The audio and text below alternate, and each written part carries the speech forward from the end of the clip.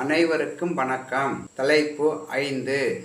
உற்ற உறவாயினும் தர்மத்தின் பக்கம் இருக்க வேண்டிய அவசியம். திருச்சியிலிருந்து சிவகுமார். ராம ராம ஜெய ராஜா ராம், ராம ராம ஜெய சீதாராம். சீதா பிராட்டியை திருமணம் செய்தவுடன் ராமர் கூறுவார், சீதா, இப்பிறவியில் இரு மாந்திரை என் சிந்தையாலும் தொடேன் என்பார் என கூறி ஒருவனுக்கு ஒருத்தி என்று வாழ்ந்து காட்டி அந்த அறத்தை உலகிற்கு கற்பித்தார்.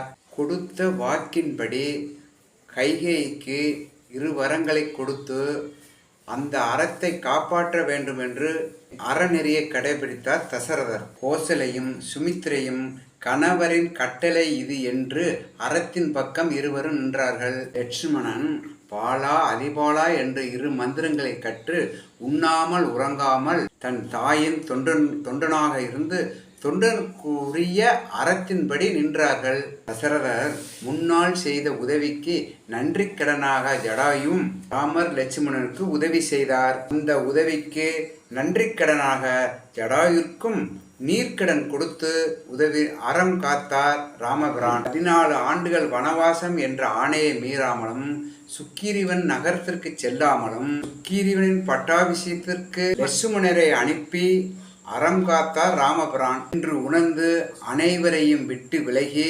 ராமனிடம் அடைக்கலமாகி அறத்தின் பக்கம் நின்றார்கள். பெரியப்பா தான் என்றாலும் தன் மன்னர் என்றாலும் அவர் சொல்லும் வழி தவறானது என்று அன்னை சீதா பிராட்டிக்கு துணை புரிந்து அறம் செய்தால் அன்னை திரிசடை. ஆனாலும் கும்பகர்ணன் போல் தம்பிகளும் இந்திரசித் போன்றவர்களும் இன்னும் பலரும் அறத்தின் பக்கம் நில்லாதவர்கள் இருக்கின்றார்கள். இந்த தகவலை ராமாயணத்தை ஒரு முறை படிக்கும் போதே கிடைத்துவிடும். கையில் எந்த ஆயுதமும் இல்லாமல் ஒருவரை கொல்லக்கூடாது என்று ராவணின் அறத்தின்படி இன்று போய் போருக்கு நாளை வா என்று உரைத்தார்.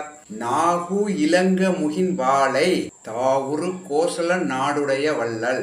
எப்பொழுதுமே ஒரு மனிதனுக்கு தீர்வை முடிவு செய்யும் பொழுது சஞ்சலங்கள் பல இருக்கும்.